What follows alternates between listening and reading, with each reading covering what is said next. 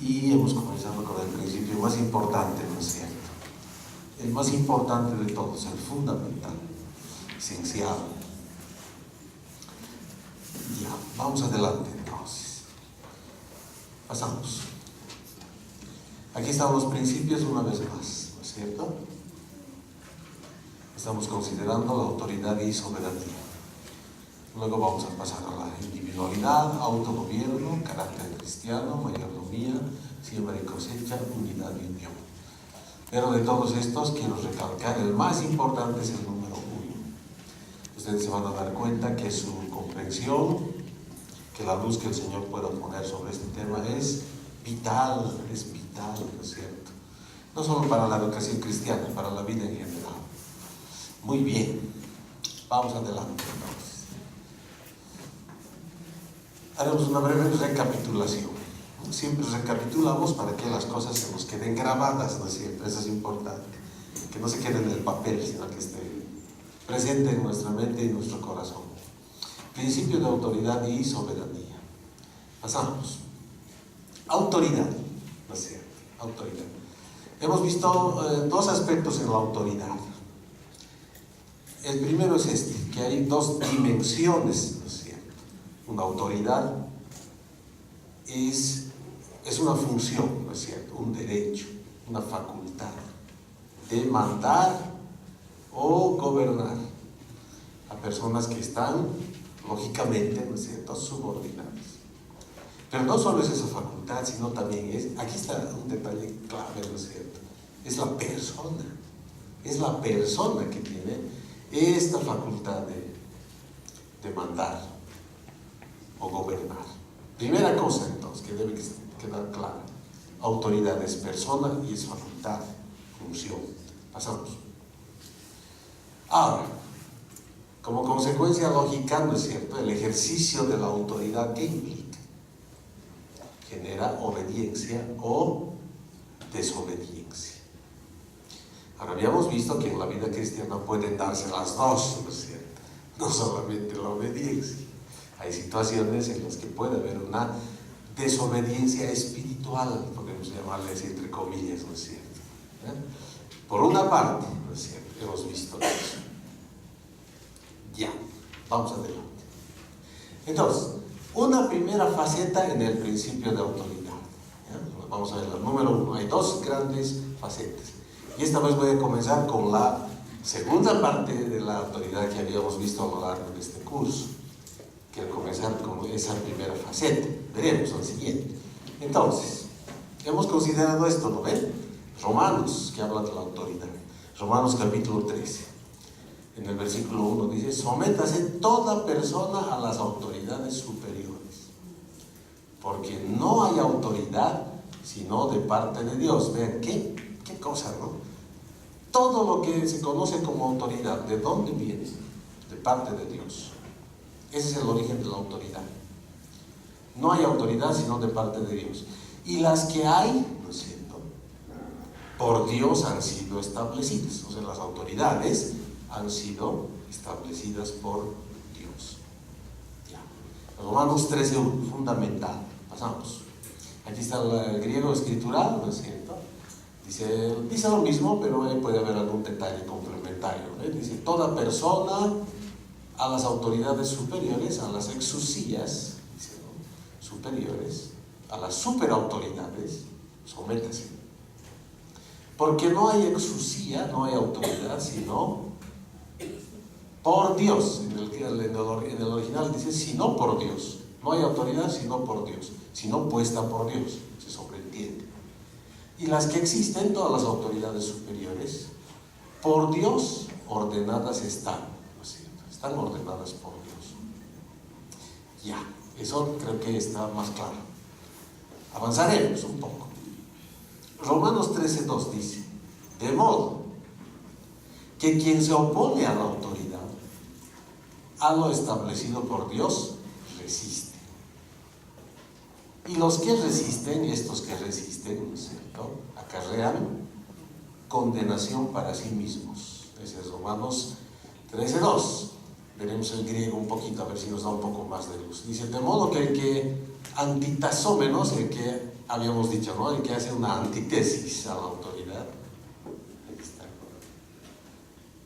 Resiste a la autoridad de Dios. Ahí está. Y los que han resistido, para sí, crima, condenación. Para sí recibirán condenación. Ahí está. Clarito. Seguimos, entonces, estamos considerando autoridad. Esa era una faceta, ¿no es cierto? Esa es una faceta, que yo había empezado como una segunda faceta, pero ahora estamos poniéndola así como primera. Las dos valen, ¿ya? Primera faceta. Ahora veremos la otra faceta, ¿no es cierto?, de la autoridad. Es esta que hemos visto en algunos pasajes de la Escritura, ¿no ven?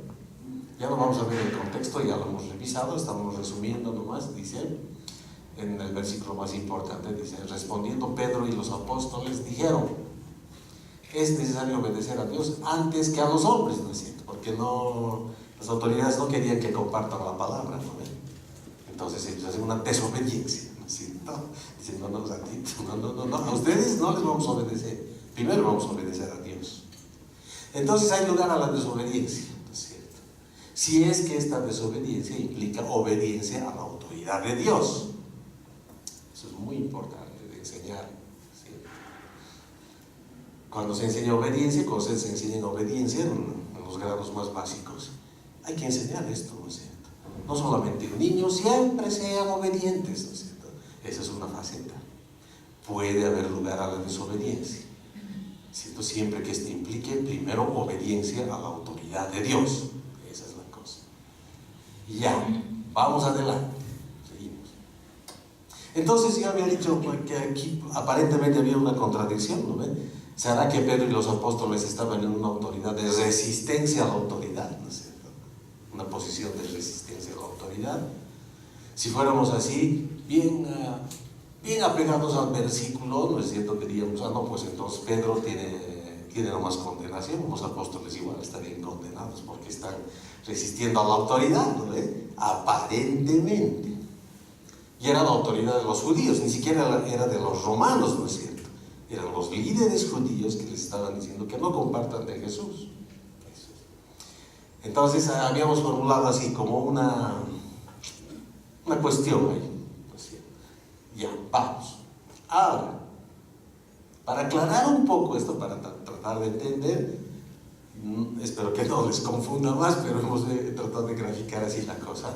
¿Cuándo funciona la autoridad humana? ¿Cuándo funciona correctamente? ¿No es cierto? Ahí, aquí está. Autoridad de Dios, ¿no es cierto?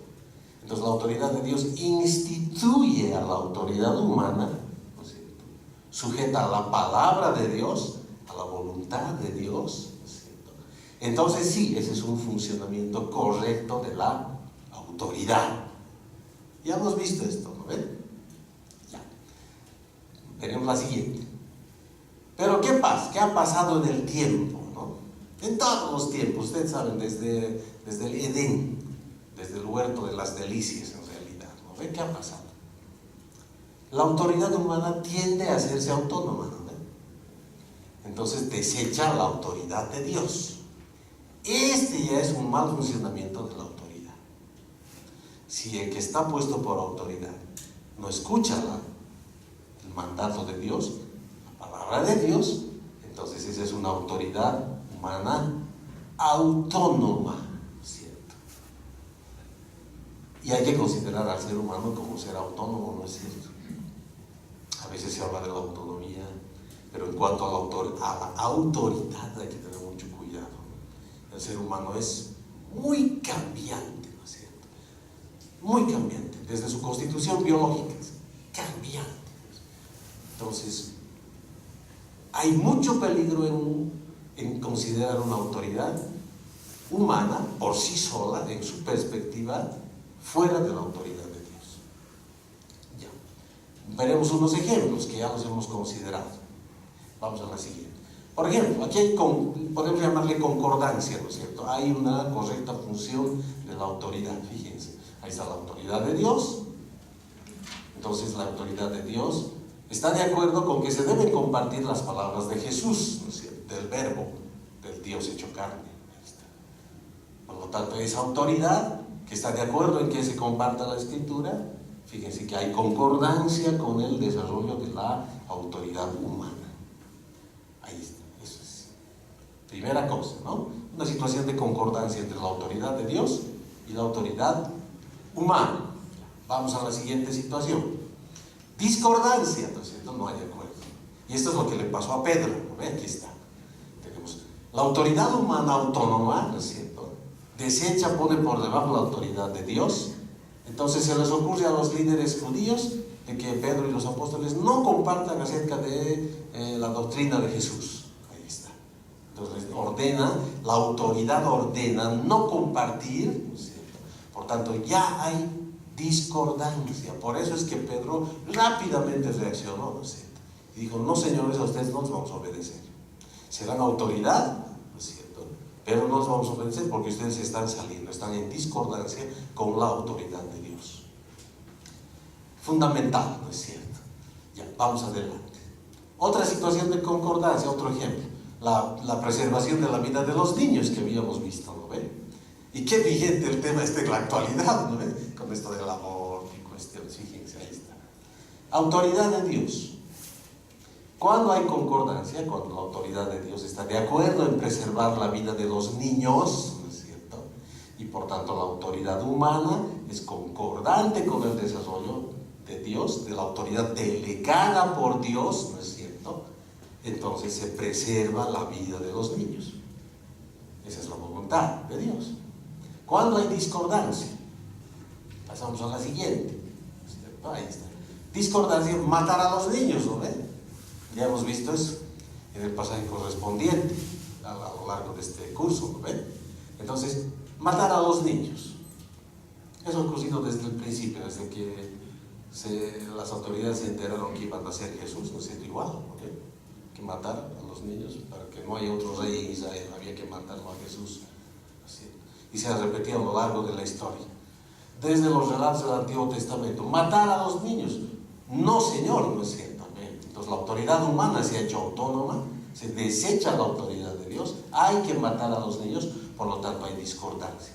En este caso, a los que se les ordena matar a los niños, si están de acuerdo con la autoridad divina, pueden desobedecer, ¿no es cierto?, ese mandato de la autoridad que se ha hecho autónoma de la voluntad de Dios. Hasta ahí está claro, ¿no ven? Sí. Claro. Ya. Ahora sí avanzamos un poquito más. Vamos.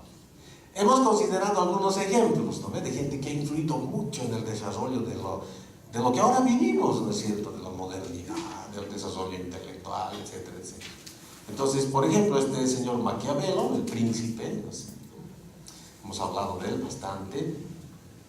Él, en el desarrollo de su escrito, que él aconseja cómo debe ser un gobernador, ¿no es cierto?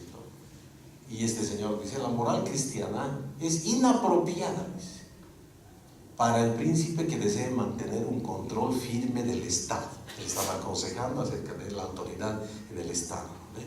Entonces, él ha sido uno de los primeros en desarrollar la autonomía de la ciencia política, ¿no? Ha dicho, no, ya, hasta por ahí está bien la moral cristiana, ¿no? Pero si quieres seguir en el poder, no te sirve, no te sirve, tarde o temprano te va a hacer caer, si quieres mantenerte en el poder.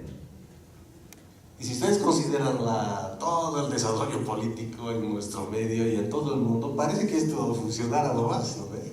Las autoridades se acomodan pues, a lo que dice la gente, a la situación histórica, y están de acuerdo en que la moral cristiana, que se quede el domingo en la iglesia, ¿no es cierto?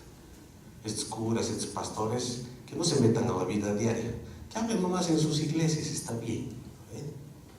Esos son creyentes, nosotros no somos creyentes, dicen, ¿eh? Ven ustedes cómo esos pensamientos influyen.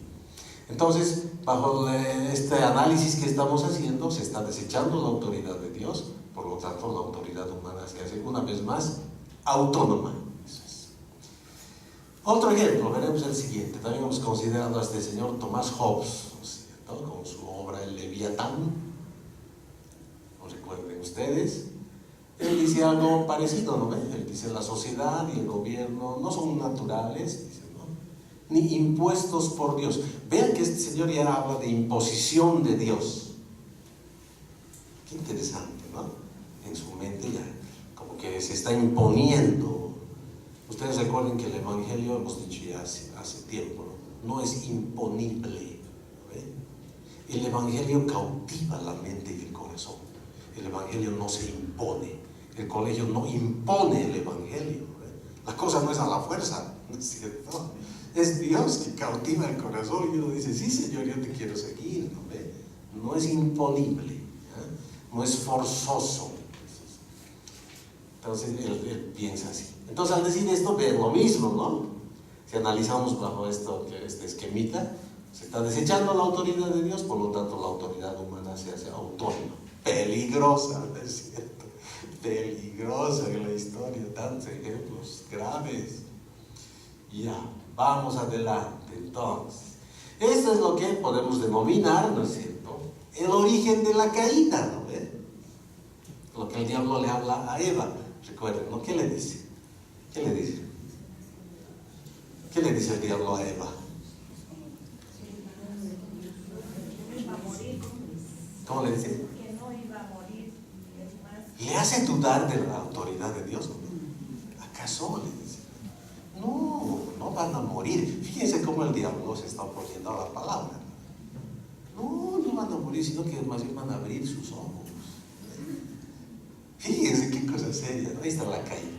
Ustedes saben, nunca se olviden, yo creo que ya no se olvidan, los 3 pilares de la educación cristiana, ¿no? Que deben estar presentes ahí en todo desarrollo, en la integración bíblica, ¿no? Creación, que creo que es el más importante, ¿no? Creación, caída, redención. Esta caída, ¿qué caída ha sido? Ha sido una caída a la autoridad de Dios. Este tema es delicadísimo, ¿no sé? Cristiano que no comprende la magnitud de la autoridad y la soberanía de Dios está perdido, ¿no es cierto? Está perdido. ¿Acaso Dios? Hace dudar. Ahí está. Entonces, la caída, este segundo pilar de la educación, ¿en qué tiene su origen?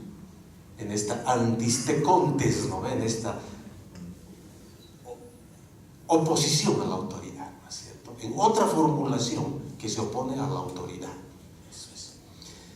Autoridad humana autónoma, ¿no es cierto? Adán se hace autónomo. ¿No? Se hace autónomo, ahí está el origen de la caída. Eso es. No es la manzana, por si acaso, ¿no? Esas historias que escuchamos, ¿no? De el viejito que está ahí, que Dios es ese viejito, ¿no? Y que Eva comió la manzana. Y dice que la manzana es el sexo, ¿no? O sea, Dios mío, ¿no? Unas ideas así locas, ¿no? Fuera de todo. Todavía en nuestro medio prevalecen esas ideas, ¿no? Porque el hombre tiene, dice, su manzana aquí grande. Es que es lo que se ha tragado pues desde el Edén, ¿no? Por su manzana es grande, dice, ¿no? Bueno, ya. Vamos a hacer, ¿qué vamos a hacer? ¿No? Pero esta es la realidad, ¿no? Si analizamos la escritura, este es el fondo de la caída, hermanos. La desobediencia a la autoridad, ¿cierto?, divina. Por lo tanto, se desarrolla una autoridad humana autónoma. Ya, pasamos. Ahora, si ustedes se dan cuenta, escuchamos estas cosas, y qué bien a propósito viene este versículo, ¿no ven? El cristiano no debe ser simple, ¿no ven? No hay que ser de los simples. Por eso dice Mateo esto, ¿no? Dice, miren que yo les envío como ovejas en medio de lobos. Dice, sean pues prudentes como las serpientes y sencillos como las palomas. El cristiano no es esa ovejita sencilla, así, no puedes, ¿no? Es verdad, es sencillo como paloma, ¿no es cierto? Pero también es prudente, astuto como serpiente. A veces a la serpiente se le tiene miedo, ¿no? Serpiente asocia con el diablo, ¿no ve? Yo conozco hermanos que no quieren saber de serpientes. En serio, ¿no? No sé por qué. O sea, hay esa asociación en su mente, ¿no? De que la serpiente es el diablo, las víboras son el diablo. Conozco hermanos que van aquí al zoológico y ven el serpentario y dicen, no, yo no me meto ahí, me paso nomás, dicen. ¿Por qué? Pues no, es que la serpiente es el diablo, dice, ¿no? Entonces, vean ustedes, nada que ver, ¿no? La misma palabra nos dice que seamos prudentes, como la serpiente es prudente, ¿no? ¿Le han visto? A ver, ustedes examinen una serpiente, ¿cómo analiza la situación, no? Sabe cuándo se queda quietita, sabe cuándo moverse, sabe cuándo picar, ¿no ve? Entonces así debe ser el cristiano, astuto, prudente como la serpiente, en considerar las situaciones, ¿no? Muy importante es esto, muy importante, ¿no es cierto? Muy importante. En la consideración de la autoridad lo mismo. No, yo voy a obedecer todos, porque es autoridad impuesta por Dios, todo voy a obedecer. Porque el cristiano es 100% obediente, no es así la cosa, ¿no? Esa es la paloma que está hablando, pero no es la serpiente, ¿no? La serpiente tiene que pensar las cosas, tiene que pensar. Entonces, ¿qué a propósito de este versículo, lo que estamos considerando? ¿Cierto? Ya, seguimos. Otros ejemplos que hemos visto, por ejemplo, de este señor, ¿no ve? Bakunin, Mijail Bakunin, de los anarquistas, hemos hablado un poquito, ¿no ve? Los anarquistas. Este señor decía, buscamos la abolición del Estado, la eliminación total del... es la cosa, ¿no? Fíjense, este señor buscaba la abolición total del principio de autoridad. ¿Qué les parece? Y de la tutela gubernamental. Entre todo lo que habla en el ámbito político, vean ustedes cómo resalta, ¿no? Eliminación total del principio de la autoridad. ¿Será posible eso? Vamos adelante. La cual, dice en su texto, en su escrito, ¿no es cierto? Dice, bajo el pretexto de hacer a los hombres morales y civilizarlos, qué interesante, vean eso, ¿no? Los hace, por el contrario, oprimidos y arruinados para siempre. Ahí está. Entonces, ¿qué dice el anarquista? No te metes con la autoridad, ¿no? Porque si tú eres un pobrecito oprimido, Dios siempre te va a oprimir y te va a arruinar. La enfermedad de Dios va a estar en tu mente, siempre vas a ser un oprimido y un arruinado. No, tienes que rebelarte contra eso, ¿cierto? Porque ese es un pretexto, eso de que la autoridad te haga moral. ¿Qué les parece interesante? Interesante, ¿no? Los comunistas, los marxistas, los persiguieron gravemente después, ¿no? Fue terrible, ¿no? Matarlos a esta gente, ¿no? Porque aparentemente se oponían al régimen, ¿cierto? Ya, veremos. Entonces, vean, esta es una bolita de nieve que empieza chica y después crece gigante, ¿no? Una vez que se desecha la autoridad, vean, ¿no? Lógicamente, ¿qué va a pensar este individuo pensante, ¿no? ¿Qué piensa? Dice, se debe reemplazar, pues, el culto a Dios. Y escribe Dios con minúsculas, fíjense. Se debe reemplazar el culto a Dios por respeto y amor a la humanidad. Entonces, si no hay Dios, ¿a quién hay que respetar? A la humanidad, lógico, humanidad autónoma, no hay Dios, somos nosotros nomás, no hay Dios, respetémonos a nosotros, pues. ¿Ya qué es eso del culto a Dios? ¿Qué es? Casi digo, ¿qué es eso del culto a Dios? Por Dios. Sería una contradicción, ¿no? Así decía él. Y ver cómo la bola sigue creciendo, ¿no? Entonces, si no hay Dios, si solo somos nosotros, ¿qué nos queda a nosotros? Nuestra razón pensante, ¿no ve? Cogito ergo sum, pienso, luego existo. Puedo dudar de todo lo que hay, pero como estoy pensando, uso mi razón, por lo tanto existo. Ustedes, ¿no? Entonces, él llega a lo mismo, ¿no? Dice, ¿qué nos quedará como seres humanos si no hay Dios, no hay ley, no hay autoridad? ¿Qué nos queda? El uso de nuestra razón, pues, ¿no ve? Proclamamos entonces a la razón, ¿no ve? Humana como el único criterio de verdad. Vean ustedes. A la conciencia humana como base de la justicia. ¿Qué les parece? Es interesante que la Escritura nos habla de que algunos tienen cauterizada su conciencia, cauterizada su... Ven, qué cosa seria, ¿no? La conciencia puede estropearse en la persona y ya no piensa claramente. Si no tiene presente a Dios, ¿cierto? Ahí está. Entonces, fíjense las consecuencias de ese pensamiento. Y cómo estas ideas se han metido en la escuela, ¿no? Qué tremenda cosa, ¿ve? Ahí El colegio cristiano tiene la autoridad de Dios, ¿no es cierto? Y tiene el deber, ¿no?, de conocer esto, ¿no es cierto?, y enseñar lo que dice la Escritura, ¿no es cierto? Esa es la función del colegio cristiano. Ahí está. Ya, pasamos. Entonces ahí está la caída, ¿no? Ahí está este señor, se hace un autónomo, por tanto rechaza todo lo que es Dios. El origen de la caída. Pasamos. También hemos considerado algo de este señor que tanto ha impactado en la historia, ¿no ven? Él dice, ante Dios y el mundo. Vean, ante Dios. Él, es interesante, ¿no? Cuando comenzó todo su movimiento político, él se proclamaba cristiano, ¿no? Esta es la historia. Él decía, nosotros somos cristianos, decía. Después va cambiando, ¿no? Dice, ante Dios y el mundo, el más fuerte tiene el derecho de hacer prevalecer su voluntad. Él está diciendo, yo proclamo delante de Dios y de todos ustedes que quién es el que vive al final, el más fuerte, ahí está, ¿no? Discurso del enemigo de los pueblos. Qué hábiles son los políticos para manejar las palabras, ¿no? Este señor cómo cautivaba a la gente, ¿no? Tenía un poder de oratoria, caramba. Ahí está. Igual, esta es la bolita de nieve que empieza a crecer, ¿no ven? Pasamos. Dice, vean, en su mismo discurso dice, al que no tiene la fuerza, el derecho en sí no le sirve de nada. Toda la naturaleza es una formidable pugna entre la fuerza y la debilidad, una eterna victoria del fuerte sobre el débil. ¿De qué está hablando?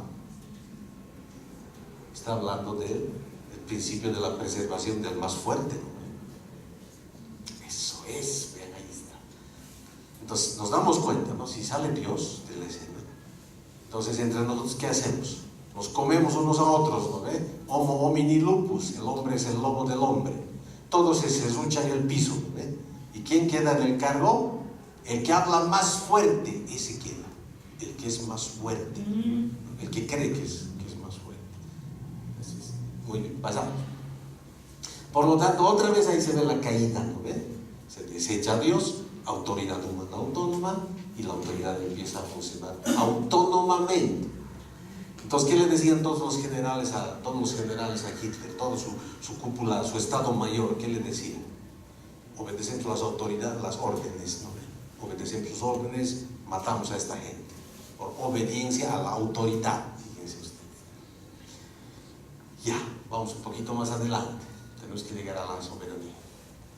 Entonces, bueno, ya son consecuencias, hemos visto, ¿no ve? Cómo empiezan a salir panfletos, ¿no ve? Para lavar la mente, el pensamiento de la gente. Dice, este pobre enfermo, ¿no ve? Este Juancito, este tarado mental, cuesta, con una enfermedad hereditaria, cuesta, término medio, cuando alcanza los 50 años, 50.000 marcos del rey. Estas cosas se empleaban en los colegios, no se olviden, ¿no? En los colegios se enseñaban estas cosas, para ya ir preparando a la gente, ¿no? Pasamos, aquí está otra propaganda, se mostraba así, ¿no? En contraste. Aquí está este pobre enfermo hereditario, ¿no? Y a esos pobres enfermos hereditarios, ¿quiénes definían su condición de enfermos hereditarios? Ustedes saben, un pequeño grupo de psiquiatras alemanes, ¿no? Se reunían. Decía, este que se muere, ¿no? Epiléptico, epilepsia, la epilepsia es un mal hereditario, ¿no? Este tenía que matarlo. Imagínense, hasta epiléptico se mataba. Esto era antes de los judíos, ¿no es cierto? Esto fue en el régimen, entre alemanes, ¿ven ustedes? Entonces se decían las cantidades, cuánto costaba. Ven, aquí está este enfermo, y con la plata de este solo enfermo, pobrecito, toda una familia podía mantenerse en Alemania, ¿no? Ya, pasamos. Y luego vino el genocidio, ¿no es cierto? Lo mismo, ¿no? Entonces, el origen de la caída, como hemos visto ya. Autoridad humana autónoma, que define qué es la ley, cuál es la ley sociológica del momento que vale, ¿no es cierto? La ley del 51%. Pasamos. Otro ejemplo, ¿no ven? Ahí está Stalin. Stalin dice, nuestras filas se fortalecen depurándolas de los oportunistas. Ahí está Stalin. que vivió entre 1878 y 1953. Todos conocen la historia de Stalin, ¿no? Nikita Khrushchev, en sus últimos años de vida, que le conoció a Stalin, ¿no es cierto? Él dijo, Stalin ha sido un enfermo, ¿no? Considerando a los que perseguían el régimen. Era un enfermo, ¿cierto? Se atribuyen 10 millones de muertes a Stalin. ¿Qué les parece eso? Toda población boliviana. 10 millones, ¿no? ¿Qué bastaba para que muera uno bajo orden de Stalin? Que le den un telefonazo, ¿no? Y le digan, tal compañero es un traidor del régimen, es un disidente. Esto era hasta fusilar. Dice que se fusilaban entre 100 a 400 personas por día, con un disparo en la nuca, ¿no? Hacían dar la vuelta y ¡tum! Cavaban una fosa profunda, ¿cierto? Entonces les hacían acercar al borde. Eso no ha sido moda de los nazis, primero ha sido de Stalin, ¿no? Los ponían al borde, les hacían dar la vuelta mirando hacia la fosa, les disparaban en la nuca y caían. Después echaban una capa de arena para el primer nivel, ¿no es cierto? Otra vez iban a la fosa, se formaba otro grupo de gente, hacían lo mismo, caían. Entonces han encontrado fosas con varios niveles de muertos. ¿Por qué? Porque eran disidentes al régimen de Stalin, imagínense. La historia cuenta de un joven, no recuerdo en este momento el nombre de este joven ruso, que fue declarado héroe por el régimen de Stalin, porque denunció a sus dos padres y los hizo matar. Héroe, él está con el régimen. Héroe, ha denunciado a sus padres. Fíjense ustedes, vean las consecuencias de esto, ¿no? Es gravísimo. Pasamos. Ahí está, ya pasamos nomás, ya sabemos cómo funciona esto.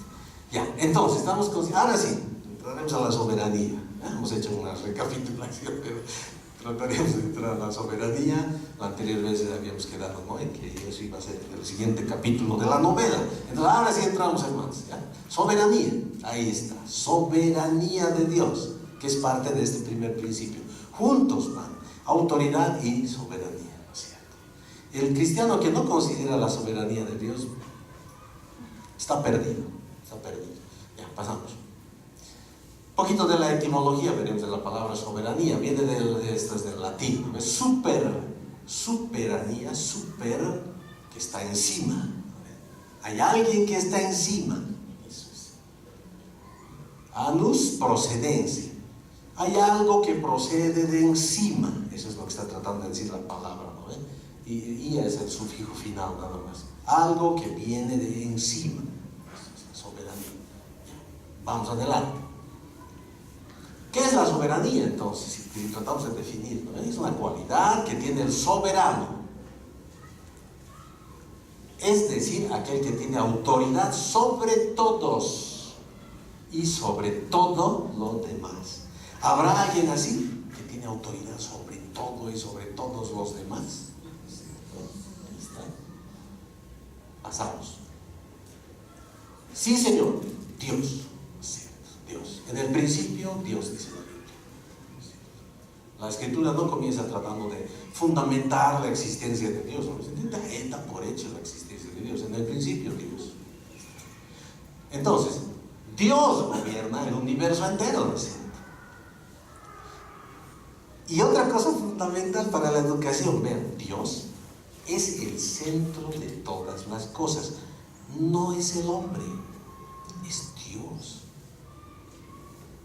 Fíjense ustedes, los profesores de historia tienen que tener esto ahí bien metido en su mente y su corazón. No enseñamos la historia del hombre, porque esa historia del hombre, ¿quién nos dice que es el máximo, capísimo ahí? El hombre. La historia es de Dios, hermano. La historia es de Dios. Dios es el centro del desarrollo de la historia, no el hombre. Dios es el centro, porque Él es el soberano. Ahora, lógico, si sacamos a Dios de la escena, ¿quién queda? El hombre, pues. Entonces hablaremos de la historia del hombre, de la humanidad. Dios es el centro de todas las cosas. Ya, vamos.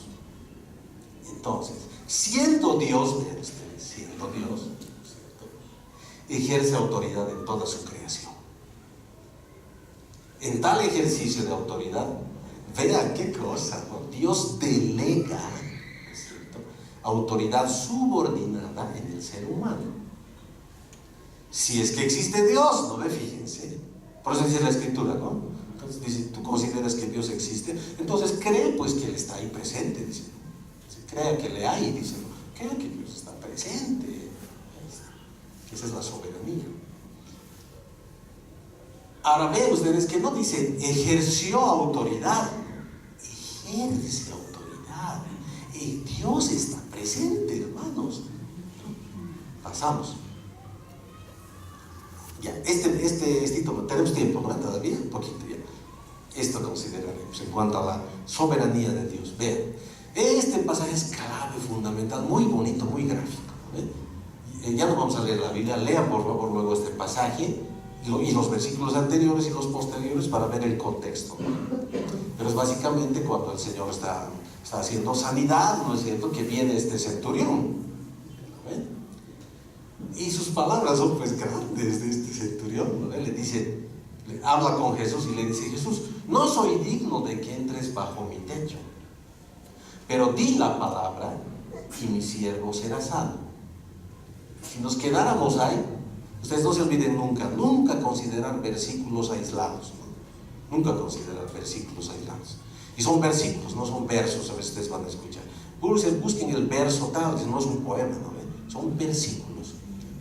Entonces, si consideramos solo este versículo, aquí ya podemos inventarnos teorías, ¿no ve? Claro, está diciendo que no puede entrar, ¿no?, de que él es pecador, ¿no ve? Pero di la palabra y entonces va a ser sano. Se puede hacer aquí solo énfasis en la palabra, ¿no? Di la palabra, pronuncia, soy sano, listo, amén, ya está sano. En base a este versículo construimos toda una doctrina, ¿no? Pero fíjense ustedes qué dice, ¿no? ¿Qué dice todo el texto? Es genial. Pasamos a la siguiente. Vean, ¿por qué? Aquí está la cosa, ¿no? ¿Por qué?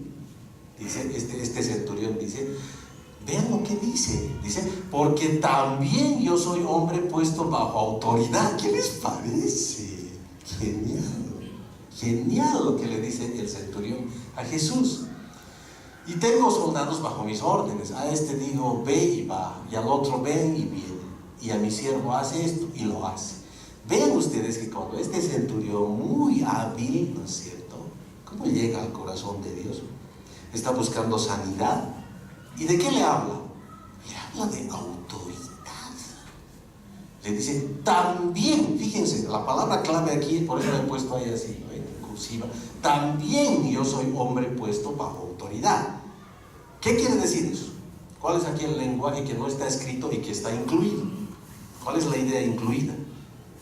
Le está diciendo a Jesús: Señor, reconozco que tú eres un hombre de autoridad. Autoridad. Está recurriendo este centurión al mayor principio. Y así como tú tienes autoridad, yo también tengo autoridad, le dice, ¿no? Jesús entonces, al oír estas palabras, ¿qué creen que hizo? Abrió los ojos grandes, hermano. ¿Y qué le dice? Pasamos a la siguiente. Jesús se maravilló, dice la palabra. ¿Qué les parece? Un romano le está haciendo maravillar a Jesús. ¿Qué les parece? Ojalá hubiera sido un judío, ¿no? Un romano. Jesús se maravilló y dijo a la gente, venga, ya había gente, ¿no?, que estaba viendo las sanidades, ¿no? ¿Qué le dice a la gente?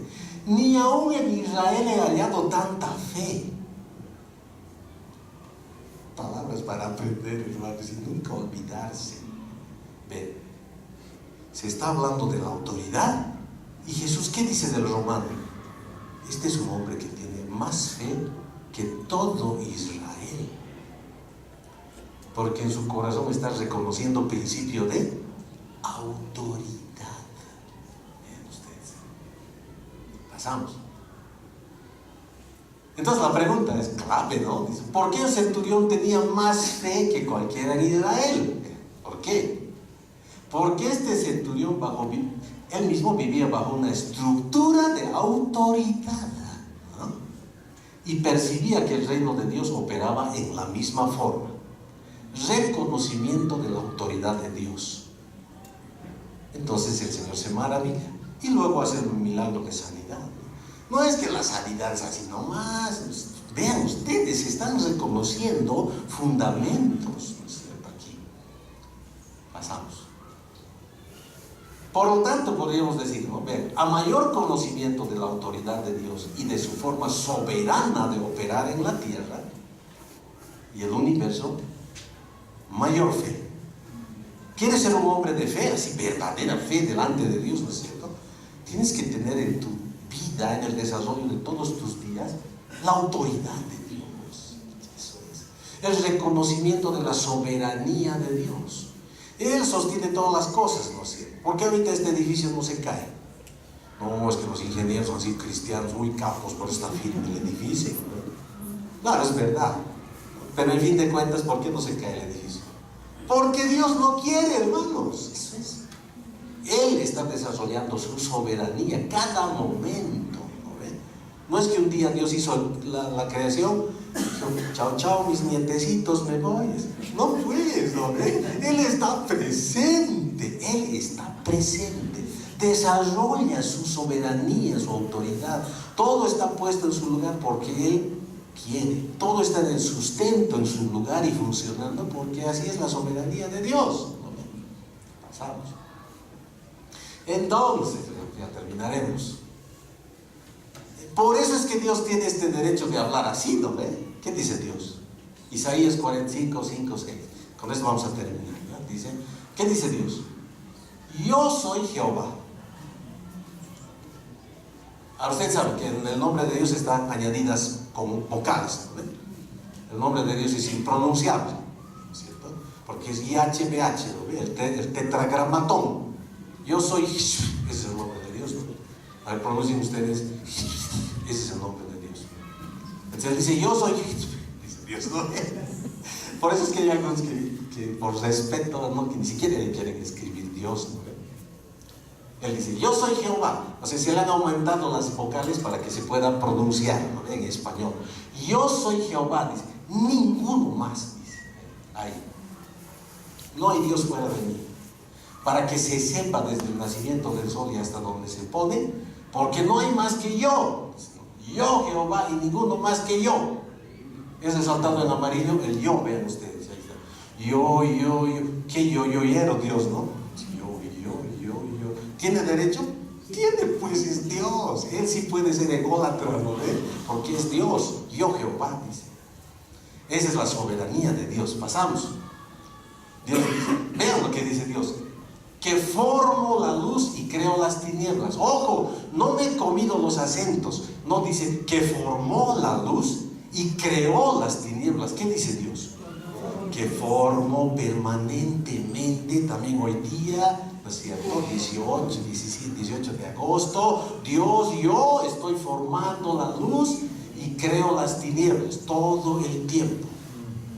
Que hago la paz. Este es el Dios que hace la paz. Ahora escuchen eso, lo más grave, dice, yo Dios creo la adversidad. ¿Qué les parece? A veces nosotros tenemos adversidad y ¿qué hacemos? Satanás fuera, ¿no ve? No, ratito. Dios crea la adversidad. ¿Tienes adversidad en tu vida? ¿Quién es el autor? Yo, Jehová. ¿Tienes adversidad? ¿Qué tienes que hacer? ¿Qué dice la Escritura? En el día de la adversidad, considera. ¿Qué tienes que considerar? Considera que Dios es el que ha creado esa adversidad. ¿Por qué? Porque es Dios. A veces pensamos, ¿no? Que en nuestra vida parece que Satanás está ganando territorio, ¿no? Que la historia de Bolivia, no, Satanás se ha metido en la historia de Bolivia, ¿no? Como que Dios ha medio amedrentado por Satanás de Tiahuanaco, ¿no? A veces así nuestra mente pensamos, mente limitada. No, Señor, a Dios no se le escapa nada. Ahí está.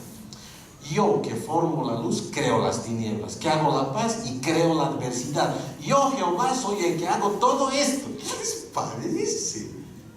Uno lee esto y ¿qué dice? Amén. Dios soberano es. Soberano es. Pasamos. Creo que hay unos dos más. ¿Ya ha tocado? Ya qué grave. Está bien. Entonces quedaremos ahí. Así también va a estar bonito para que vayamos considerando. Perdónenme, no he escuchado.